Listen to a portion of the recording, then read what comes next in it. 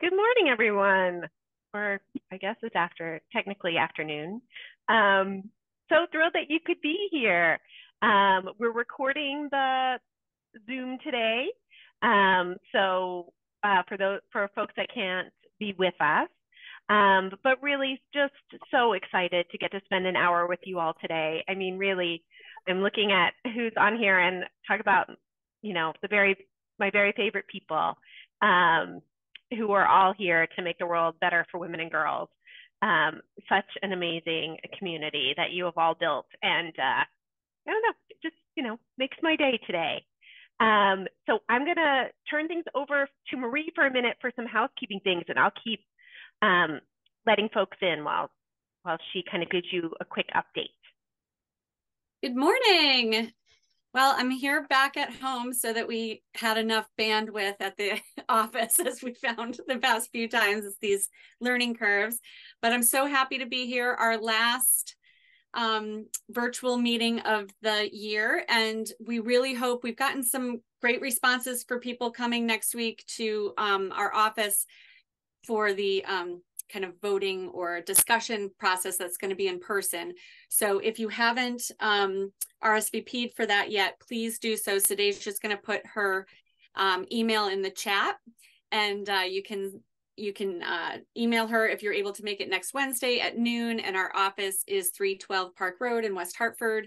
We are on the second floor above Sweet Chili Restaurant. And we're right in the hub of J. Renee and Halls and all the great things. So we would really love to see you. And I know we have a few new people. So just briefly, the way our Giving Circle works is that we hear from organizations in our community that are doing this amazing work for women and girls, and donors donate what they can, any giving amount. We have from $25 to $2,500 this year. And I'm thrilled to say we are closing in on $17,000 total to be able to divide among the 4 organizations. Our goal is always $20,000. We've been able to hit that the past few years, which we're really excited about. And we give 100% of the donations out into the community. So if you haven't given yet, please go to our website. That's easy to do, or send a check if you don't want those credit card fees.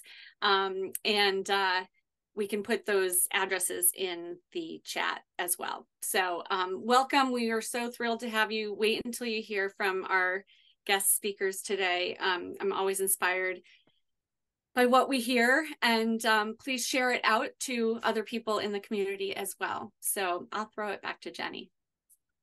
Great. So I'm excited to share just a quick update about Aurora for those of you. I know that you're all such great supporters and follow along with what we're doing, but we've just been spending the past month and a half working on our college success grant making.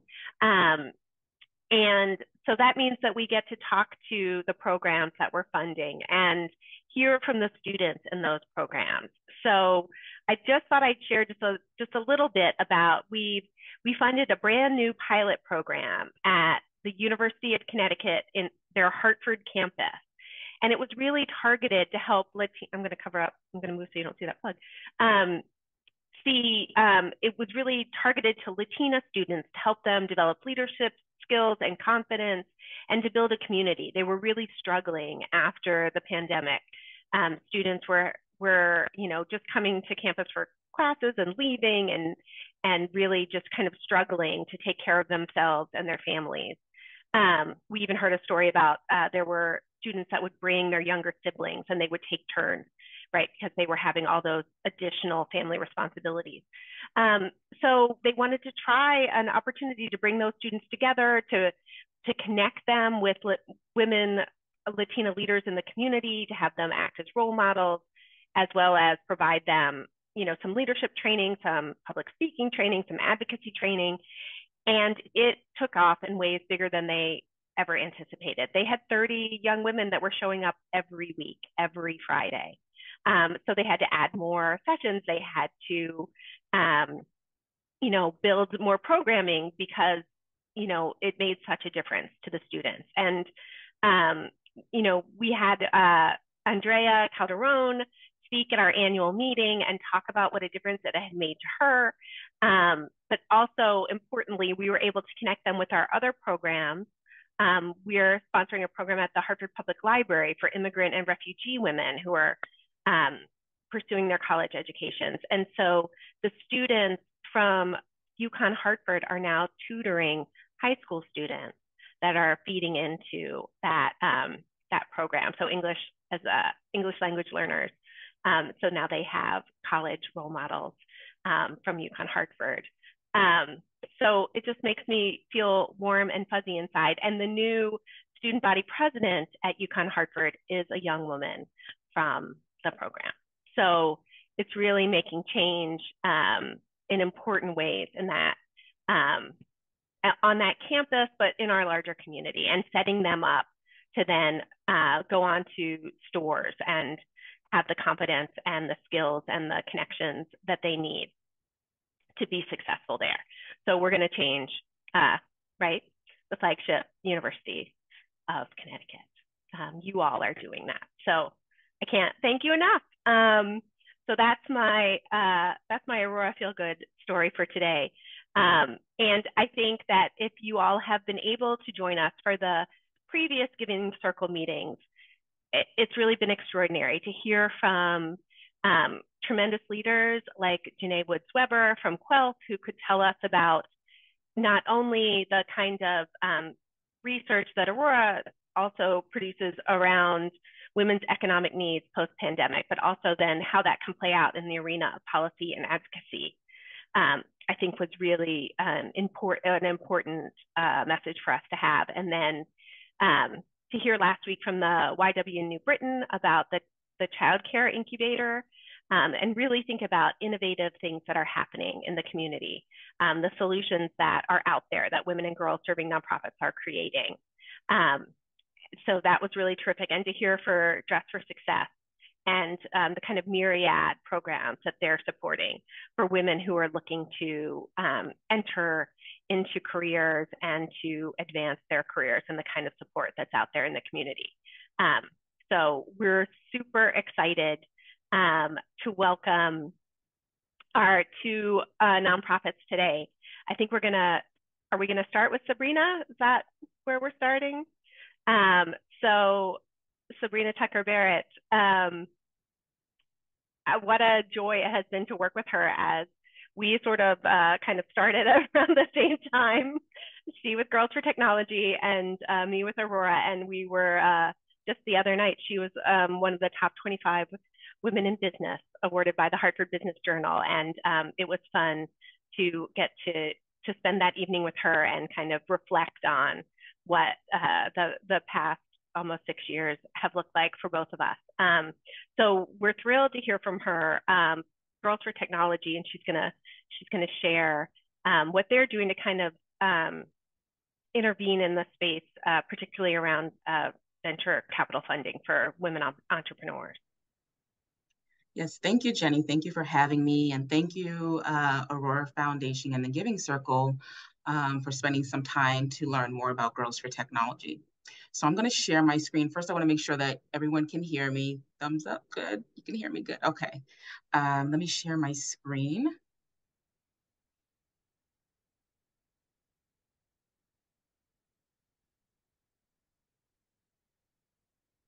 Okay. Okay, so a little bit about myself.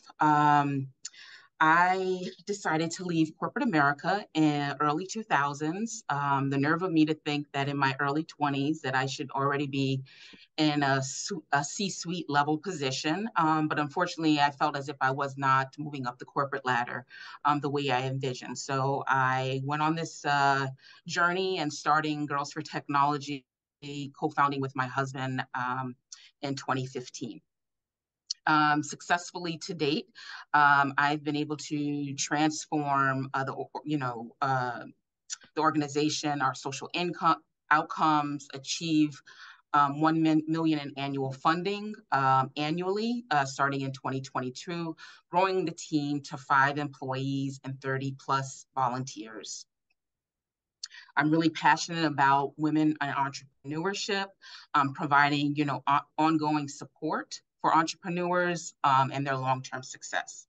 And secondly, I'm really driven by technology and so many things that it can do in the nonprofit sector.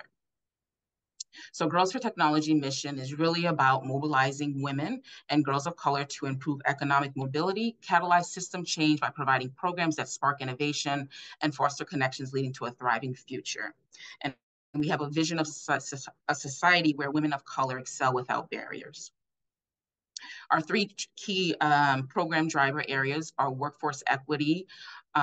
We do that through workforce equity and economic mobility. Our three program areas are Cradle to Career, K through 12, where we have after-school programming for youth, teaching them STEM opportunities, mentoring to really increase their pathway into tech.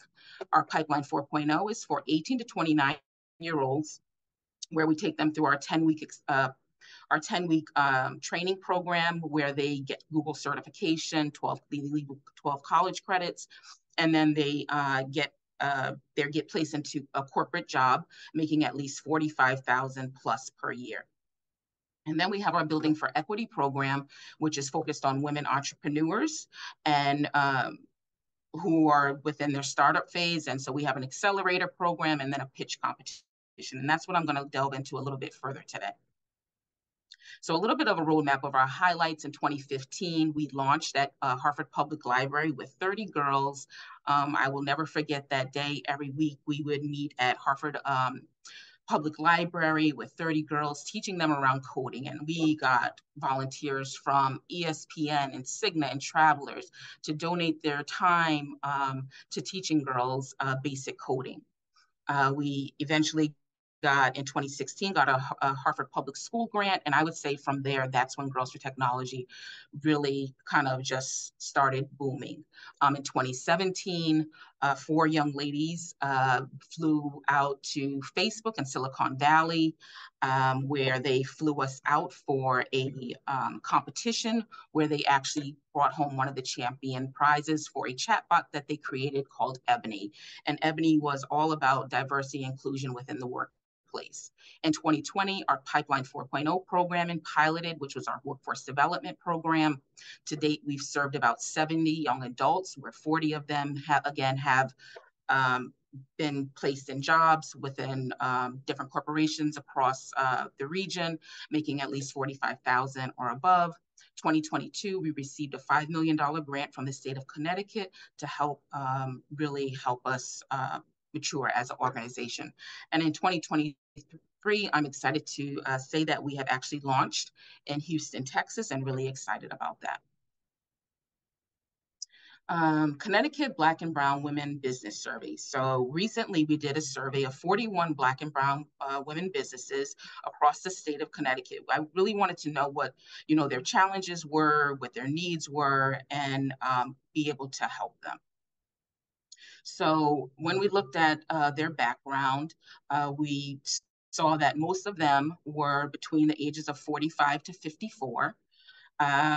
They were, businesses 1 to 2 years or 1 to 3 years in existence primarily, or 1 to 5 years in existence.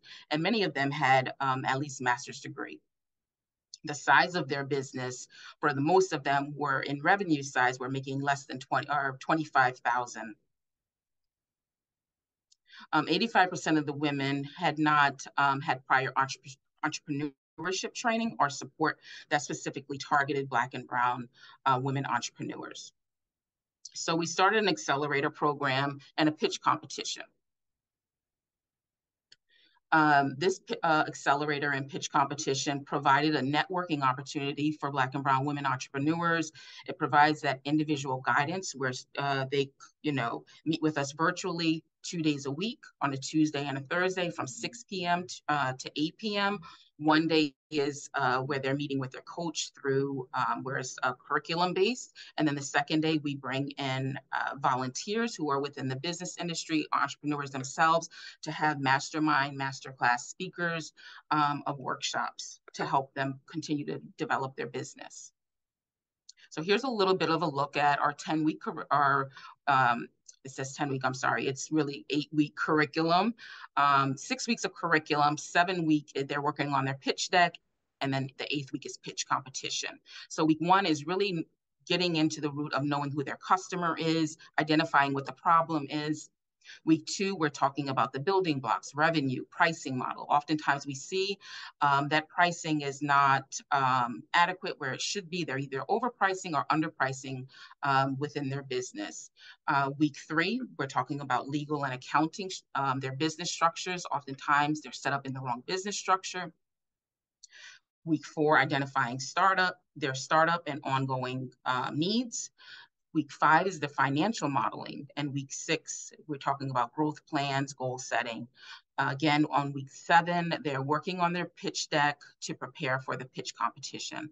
During the pitch competition, these 10 business women are a part of each cohort, and they are pitching for up to $20,000 in cash.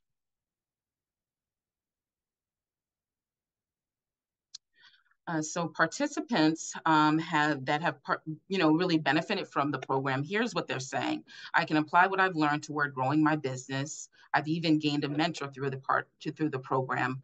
I like that we're surrounded by like-minded entrepreneurs, and the best part is the networking. And we really find that after that, they're networking with their mentors, their coaches.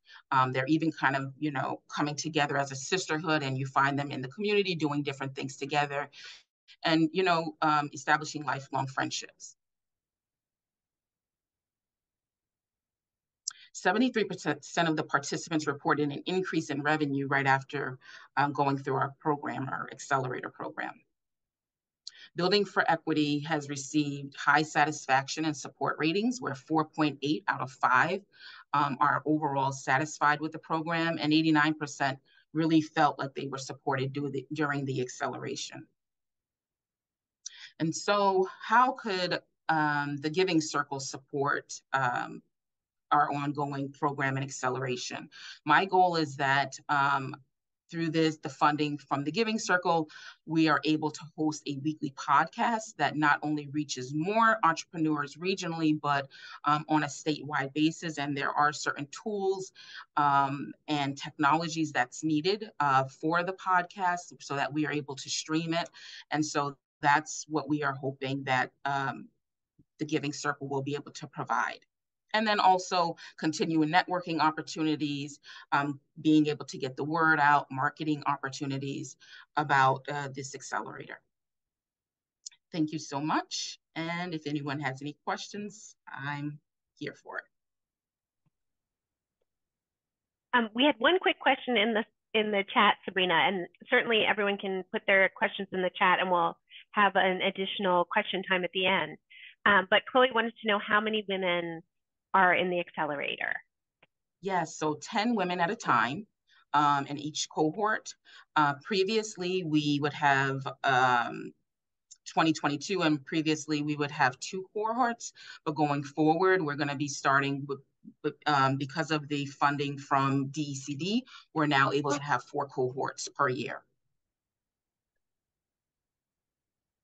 And just a quick question about the geography of where you're drawing your clients from?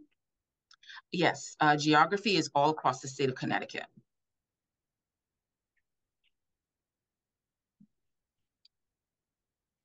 Well, we'll come back for more questions. So if you're thinking of some, you can go ahead and put them in the chat, or we'll just open up the floor in just a minute. Our next speaker, we're thrilled to have Jessica Zacks from Dignity Grows. When we think about an example of women in the community coming together to solve a problem to make other women's lives better, I can't think of a better example than Dignity Grows. And I'm thrilled to have Jessica talk to us today about the impact of period poverty on the women in our community and what Dignity Grows is doing to address it. Thanks so much, Jessica. Thank you very much. Before Marie, I ask you to put up our slides, I just want to thank everybody. Sabrina, just as a side note to you, it's always inspiring to me what women do in this community. And this is such a wonderful organization. We are huge fans, and Jenny has been such a mentor to our young organization. We are such a huge fan of this women-run organization because We always say we're the only ones who are really, truly going to find the speed and the passion to help all the women and girls in our community. It's just who we are as caregivers and who we are as just a group of humans. So great, amazing to me what you do. It's always moving to me to hear everybody else speak. So thank you for that. And again, thank you for inviting me to present today. I'm very excited. So Marie, do you mind putting up this slide? Okay, great. So you can actually go to the next one. This is a statistic from the Aurora study that was done recently, that 55,552 women and girls in Hartford County live at or below the poverty line. It's a startling statistic. It's a frightening statistic.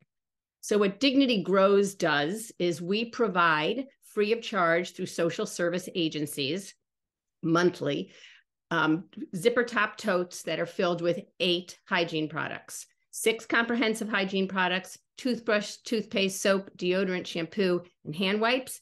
And then the most important items are the 2 additional items that are a full-size package of both menstrual pads, panty liners, and maxi pads. 30% of women and girls in America cannot afford these monthly products. And we know that if you fall below the poverty line, the first thing that goes are hygiene products. So we have to think about all the women and girls in Hartford and the impact on their lives and what it means to do without these products monthly. Marie, the next slide. Thank you. So period poverty and hygiene inequity is really a crisis within a crisis. In the Hartford Courant defined period poverty as a debilitating, often overlooked form of health inequity, resulting in chronic school absenteeism, job loss, and potentially critical medical issues. This is the overreaching, but we at Dignity Grows, we look at what it actually means to the individual on that daily basis, into the family, and into the community. We know that women miss hourly wage jobs, so that means they do not receive consistent paychecks. They have barriers to advancement at work. Girls do not go to school if they do not have period supplies. Women who live in homes with abusive situations find more abuse in the home when they have their periods, and they do not have products to stem their cycle. We know that we don't hear much about toxic shock syndrome anymore, but we do know that individuals who do not have enough products and are worried about where they're going to get them from month to month are much more apt to have health issues because of that. We also know that a mother will give her daughter or someone in her home menstrual products before the mother has them. That's just the way it is. And again, we know without a doubt that food comes first. We understand that. And that is something that we would all emote to. There's a discussion that Dignity Grows has been bringing nationally to the table that if we don't address menstrual inequity and period poverty, we will not really give individuals tools to get out of the realm of the food insecure. Hygiene is a tool to uplifting oneself and empowering oneself. So that is something we take very seriously at Dignity Grows. So thank you. So 4 years ago in Hartford, I learned about period poverty, and in March of 2019, so we just passed our 4-year mark, we began the Hope in a Bag program. We are 99% volunteer driven.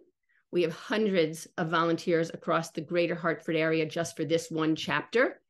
And we provide all of these products free of charge to our social service agencies. We believe that the most important person in our model and in our vision and mission is the end user, is the recipient.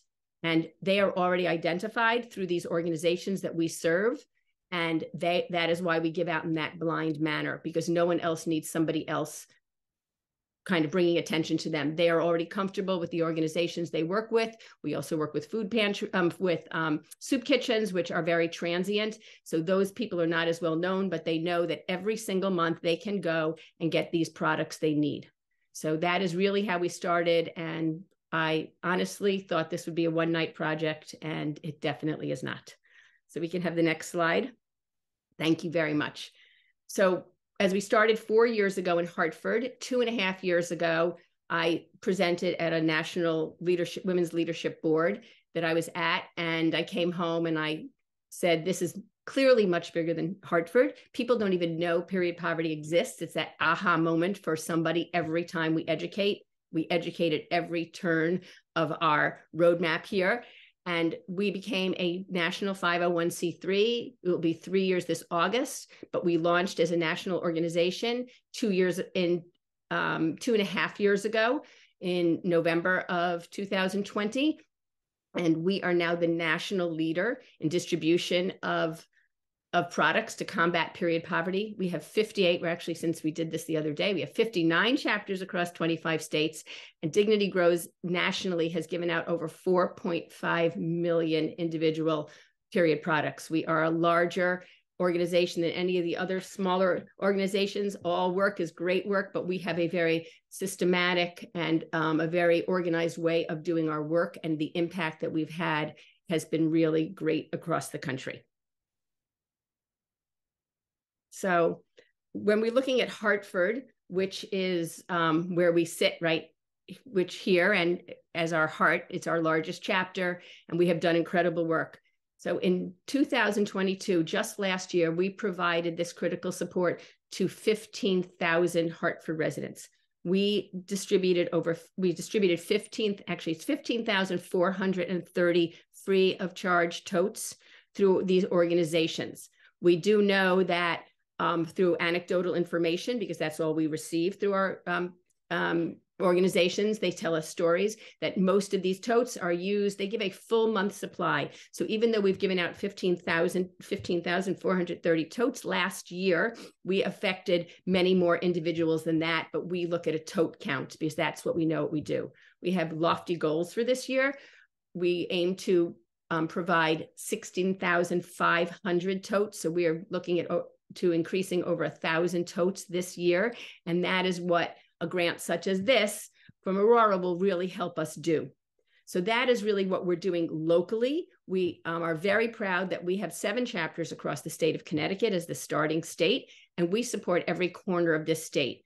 And many, many of the organizations, all of you support on this Zoom support, we do support. I think we have a list. Yes, Marie, on the next slide. We have 48 local service agencies that we provide, and many of them, as you can see on this list, this is just a small amount of them.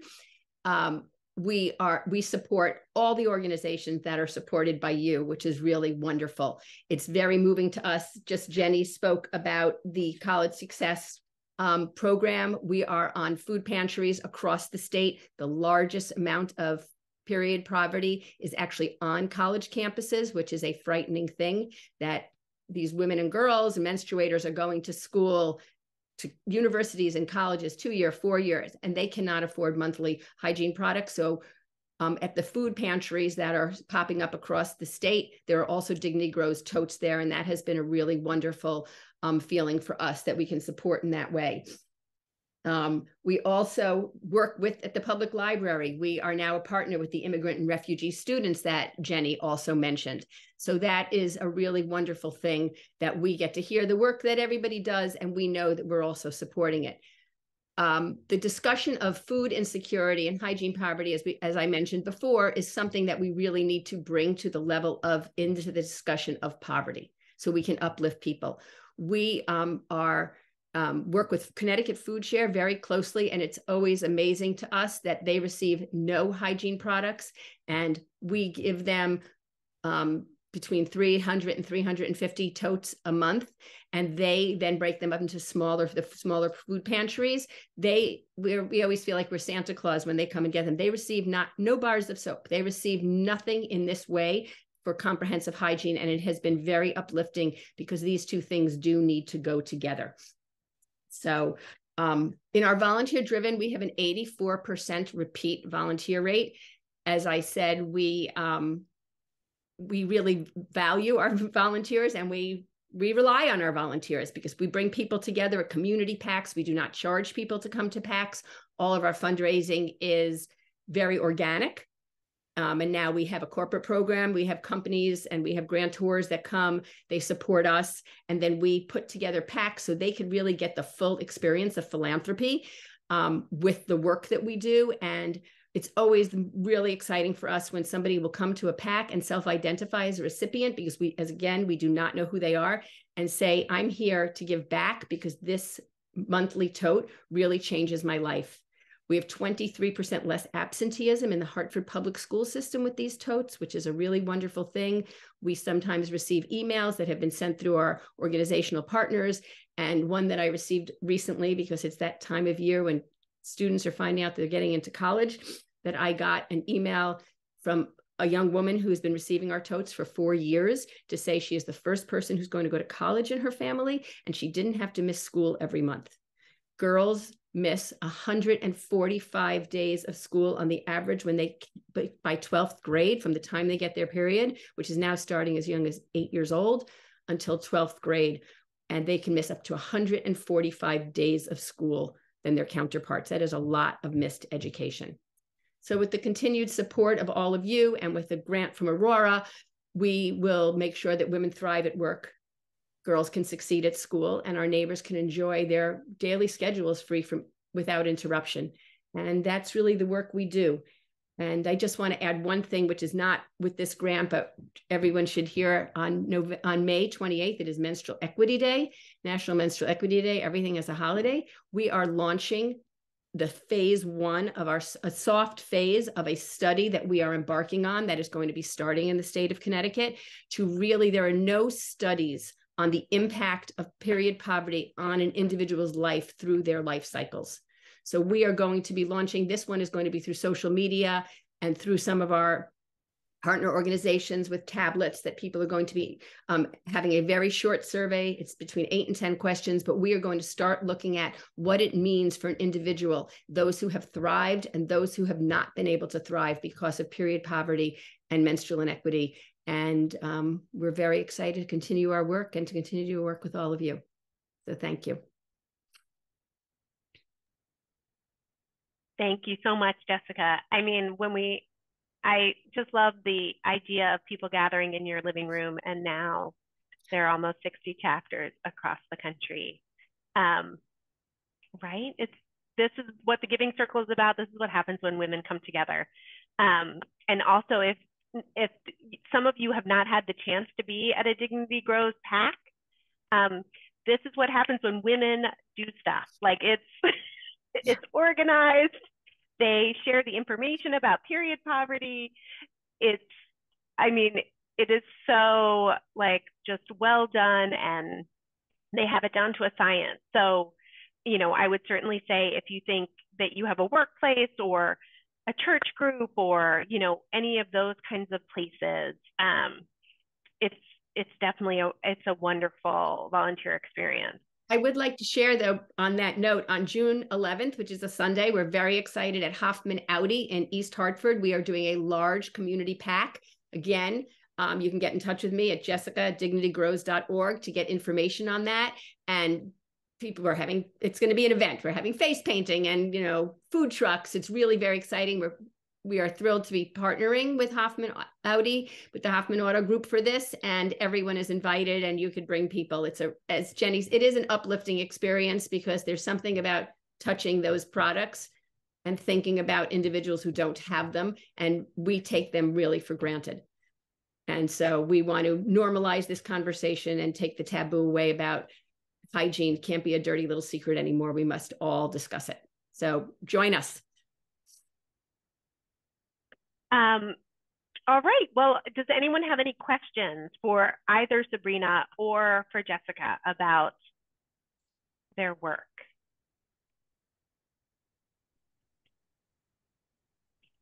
Hey, hi, it's Chloe. Can I ask a question? Sure. I have all the questions. Jessica, I've been tearing up as you're talking and trying to get a grip here. Thank you so much for your amazing work, and Sabrina, your amazing work. I think you just said this, Jessica, but the funding that the Giving Circle would be giving you would go toward the totes. Is that the extent of it, or would it also go to your data No, gather? we are very lucky. We just did some wonderful fundraising for working with some donors for the study. That is being seen as a separate fundraising line for us. So we're thrilled what happened for us in the last week. And we did a great fundraise for the study. We're keeping that very separate. We discussed a little bit about what we would use this funding for, and we have that big goal of adding totes this year. This will go towards the totes. We are very lucky. We have donated space. Jenny knows this. We don't really have much overhead. So we are very much a dollar in, dollar out for our tote model. So these will be going specifically for totes to increase the numbers and increase the number of distribution partners. Thank you. And the in study Hartford alone, and this will only be in Hartford. Okay, great. I mean, I wish it could be everywhere. And also the study, I mean, I guess I'm not surprised that there's no data on this, but thank you for doing that. Thank you. Well, and Jessica, do you want to say how much each tote costs? Yes. So every chapter, we became a buying force, which when we took us 6 months to find somebody who was mission driven to do our products the way we are. And we have a company that is very mission driven. And we get everything between 30 and 40% below market value. Every item is a non-peggable item, which means it was never intended for retail, which is very important because we don't do drives, because it just creates, we all know about food deserts, but it actually creates hygiene deserts within the communities that people are wanting to help, because the least expensive items are bought. And it's very debilitating for somebody who is looking to buy hygiene products and the shelves become empty. So we are able to facilitate an entire tote, which has a zipper top reusable tote, which is a very important item for people who are homeless, battling mental health issues, just people who don't have things. It's a piece of security. The totes are used for additional items. People carry clothing in them, their tablets in them, whatever it is. So for $10, we get a full month supply of the toothbrush, toothpaste, soap, deodorant, shampoo, hand wipes, maxi pads, and panty liners, and the tote. So we facilitate that for $10. We do what we call science experiments. We go into stores and we buy the least expensive items to see what it would cost. These items are now running between $30 and $40 a month, and we facilitate it for the menstrual products alone for 2 full-size amounts, because we want a menstruator to be able to start their next cycle so they don't have to miss school. So we give more than what is an average cycle, whatever that means. It's claimed at 20 items a month, but we do all that for $10. Wow.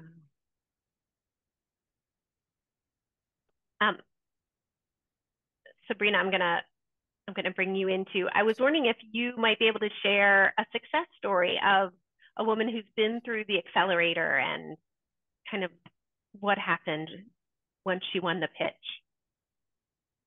Yeah, so actually AnySips. I don't know if any of you are familiar with AnySips, which is a coffee line. After winning the 10,000 from our pitch, she was actually able to expand her business, and she's now in North Carolina and in California. And is going on, and I've been seeing her actually going on to national pitch, and even raising even more money. So that's a great story. There's so many stories for women entrepreneurs. I mean, I'm seeing them all over the place, now pitching at Target and their accelerator programs, Amazon accelerators. We really try to focus on e-commerce businesses specifically that were in the retail space and now want to go in the digital space, take their product into the digital space. So, it's been an amazing experience for many of our women entrepreneurs. And what's, I feel like it's really important for everyone to know how hard it is for women, and particularly women of color, to get access to that kind of startup capital. Yes. Can you talk a little bit about that? Oftentimes, women of color, Black women, we don't have the network to rely on mom or dad or cousin to ask for our first seed of funding. Oftentimes it's very hard to get funding from banks, either maybe credit issues or so many other issues, that you're not able to get the funding. So it does become a challenge for women of color oftentimes to get that first seed of funding to be able to start a business. And we know that through entrepreneurship, that is a great way, along with real estate, to be able to empower not only yourself, but your family over the long course. Yeah, I was just, Connecticut Data Collaborative brought the woman who's heading up a new kind of central data piece that's all about the Black Wealth Gap. It's called the Black Wealth Gap Project. And they were actually talking about lack of access to capital, the expectation that when you start a business that your first round of funding is called friends and family, right? This idea that those people are supposed to, help you get started. And if you're coming from a community without those kinds of generational wealth, right, then you don't have that. And then banks reject you because you don't. And, it's really pretty fascinating. And also we were really talking about, Jessica's working to fill that data gap. And there's Kate Eichel also works at the Connecticut Data Collaborative, sharing that site with us. But that, those data gaps are so crucial. The Secretary of State in Connecticut, they don't have an accurate count of what businesses are Black owned, what businesses are woman owned, what businesses are Black female owned. And so that really impacts things like the ARPA funding, right? Because they aren't able to target that funding with a kind of equity lens because they don't know, right? How many of those businesses there are, what their needs are. And so those kind of data gaps contribute to this kind of lack of access to startup capital. Yeah, and I just want to note that one of the slides that I actually ended up, because I felt like I had too many slides, I took out was that 78% of the businesses out of the 41 that we surveyed actually did not go after the ARPA funding. They either did not know how to go about it, didn't know how to fill out the application. So those type of things, that were available through the PPP, whether it be through the PPP or there was another one, I can't think of the name of it. They just did not, they didn't, receive that funding. So that's an unfortunate thing. So, with our Building for Equity program, we're bringing in some of the brightest minds through our partnership through JP Morgan Chase most recently, and, volunteers from all across the country, because this is our only program that is specifically in a digital platform. So we're doing it over Zoom. The only time we come together is the beginning of the program and then during the pitch competition. So we're able to get people from all across the country to be able to lend their time to teach them, the business skills that they need. Great.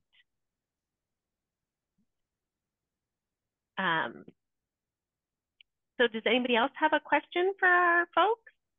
Oh, Jen, I do. There's my mom. I have a question for Jessica. Yes. I belong to an organization down in Delaware called Support the Girls. And I was wondering if Dignity Grows is available in Delaware, because you seem to be much better organized than Support the Girls. I noticed when you said that you get your products, without having people donate them.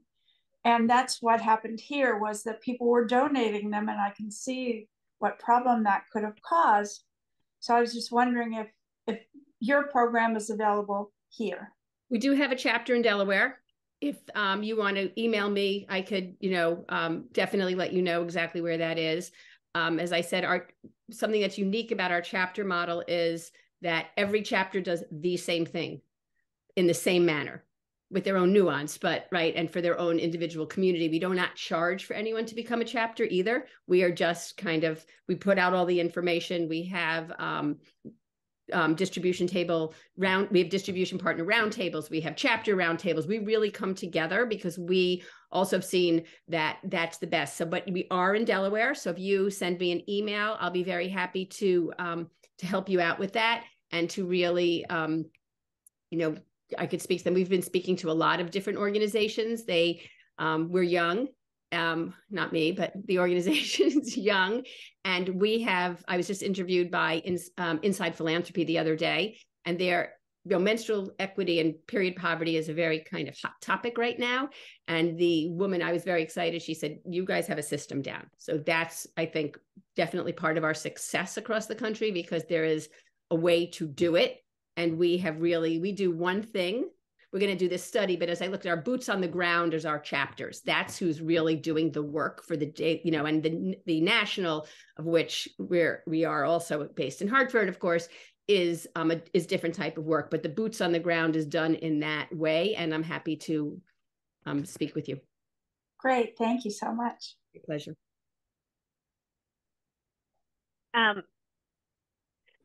So I think, Chloe's asked a question in the chat about whether we could possibly leverage the money that the Giving Circle has raised to be able to distribute more funding, which I think sets me up to talk about the next process. But I would say, certainly, I think if you have a connection with maybe where you work, or another idea for an organization that might like to help match part of the funding, we would be happy to talk to them about that. We certainly put that out in our fundraising opportunities for partners, and we would love to talk to someone about that opportunity. And so feel free, if anybody on the call has an idea, to please just email me or Marie, and we will follow up and try our best to make that happen. When we think about the Giving Circle, we think about really, we're hoping that your experience as you come away is that you've learned more about a topic, right? So when we brought in Janae, it really let you learn more about what are the continuing economic barriers that women are facing in Connecticut as we kind of emerge from the pandemic. And then we really want you to come away with a deeper knowledge about what's going on in our community. What are the organizations that you might not have known about before, and what great work are they doing? So, we've learned about 4 amazing organizations. And then when we get together next week, we'll have a chance to really think through how challenging philanthropy can be, right? How much, when we see amazing solutions like the ones that Sabrina and Jessica are presenting today, how we really wish that we had more resources to put towards them, right? That these investments in women and girls pay such amazing dividends. And that's really a big piece of Aurora's work, right? Is to help shift those resources, to help, really think through how can we get more philanthropy targeted to women and girls. Right now, nationally, 1.9% of charitable giving is directed to programs that specifically serve women and girls. If we're thinking about programs that specifically serve women and girls of color, we're down to 0.5%, which is just not enough, right? Especially when we think about how transformational these programs are. So that's kind of what we'll be wrestling with next week. I hope that many of you can come and join us for lunch, and then we'll get to really have a chance to connect as a community, which I think is so fabulous. And, we won't actually arm wrestle to figure out how the funding gets distributed, but we'll, I'm sure, have some, kind of passionate discussions about how to really make the impact of the collective giving that you guys have done be felt in the community. So I'm really excited and looking forward to that, and can't wait to see you all. Are there? I just wanted to add, sorry, Jenny, because you made me think of that. And Jessica mentioned that as well when she talked about the organizations. One of the best things about Aurora is that we are here to convene, right? So and to answer Chloe's question, we always wish we had more money, right? Like it's just a consistent battle. But if you do know, like Jenny said, if your company is looking for an engagement activity and wanted to fund a PAC, we've done it. We've brought partners to it. It is lovely. And that adds to maybe not what the Giving Circle is giving out, but it's making sure that the community knows what's out there. And I mean, Jessica, your story about the student that finished 4 years of school, I mean, you can see how much just that small amount of money did make a huge difference in her life. So what we do discuss that at the final tally, which is always some math that I can't keep track of. Jenny's the data person. But we really do hope that you all can join us next week. And I will be sending out a survey of funding options that if you're not able to join us, you're welcome to have your voice heard. And we will be, putting those all together to share with at the meeting as well. So if anyone else has any questions, I was just thinking that. Oh, Chloe, you're not minimizing. We know, it's our consistent, like there's never enough money. Yeah, I am not a financial powerhouse.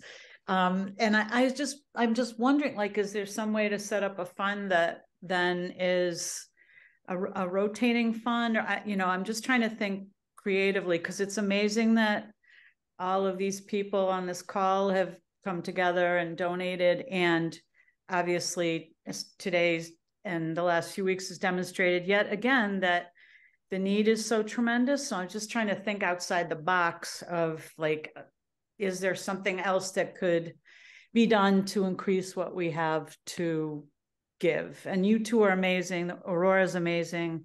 Everyone on the call is amazing. I just was trying to think about, is there any way to be more amazing? Can I ask a question on that line? Do you target the Giving Circle throughout the year to get people? It's Jessica, sorry. Oh, hi, I was like, who's talking? Sorry about that. Do you target the Giving Circle throughout the year? Is it mostly, do you go to your, do you know what I mean? Is that something that somebody could always hit on your website to become a part of? Okay, that's great.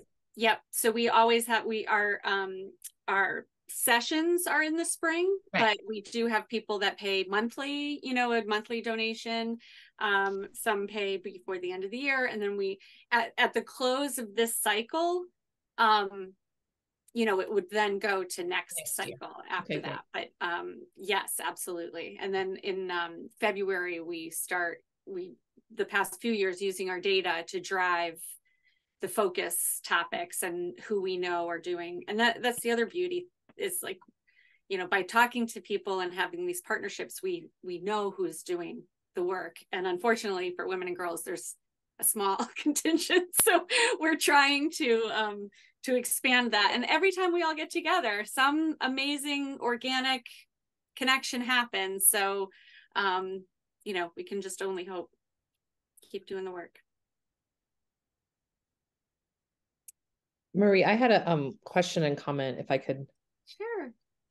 It's Kate. Yeah, I don't know where I am, but I'm finding you. Well, first, I guess on that point too, I mean, I heard about Dignity Grows through Aurora, and then I brought them to our church, and the youth group did a packing amazing project. And then Jessica, when I heard about, I think Jennifer made a comment about people's attention has shifted towards food insecurity, and you guys have really been pushing, you have a great social media campaign. So again, the need there for women to not be overlooked when there's a crisis. So appreciate that. So there's a chance, to keep building that. And it was really transformational for the youth who participate. And this was their own idea too. But I had a question for Sabrina, and I guess for the group too, about this program is really incredible. And we have these programs to help, women and girls, and how much are our other programs like feeding into your work, like feeding into your programs? just so that we're building more awareness in the community, and how can we help amplify your efforts beyond, I guess, our financial contribution, but making sure women and girls know about this opportunity and are able to take advantage of it. Yeah, absolutely. I would say volunteer opportunities are always available. We do share, for our pipeline program, for our K through 12 work, along with our entrepreneurship through their economic development department with the city of Hartford and different cities and towns across the state of Connecticut. We're blasting out our newsletter to make sure that, people are aware. We do have a newsletter that goes out weekly every Thursday. So we would love, if you go on our website and sign up for our email distribution. But we also, we're still a very small organization. So we do a lot of guerrilla marketing, grassroots marketing. So this is where we hope that funding from the Aurora Foundation will be able to get our podcast started, along with more marketing efforts. Yeah, I'll sign up for that, and I hope this does work out, because it'd be great to have the podcast too and spread your influence.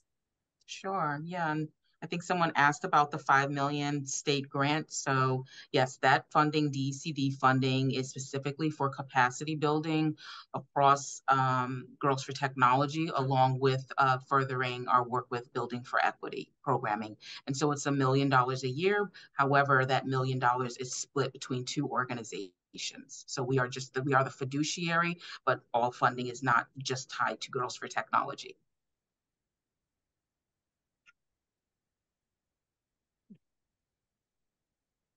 All right, well, we're getting close to the 1 o'clock time. Do we have any last questions? We've got our lunch coming up next week, so I hope that we will see you all there. And Amber would I'm sure love me to plug, if you want another chance to get together in person, we're having our 100 Men campaign, right? We feel like that this work of uplifting women and girls, while as Jessica said, women are the ones to get it done, men can help us, right? They should get on board and stand up for women and girls. And so we have a tremendous group of men who are helping us fundraise.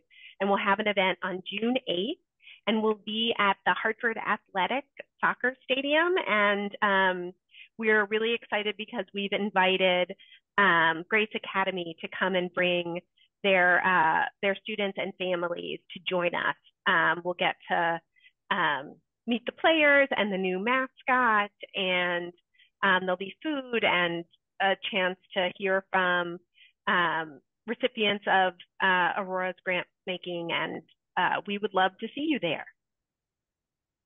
Yes, we will definitely send out that information in the recap as well. So as I said in the chat, I'll send all of the links if you're interested. And we thank you so much for being a part.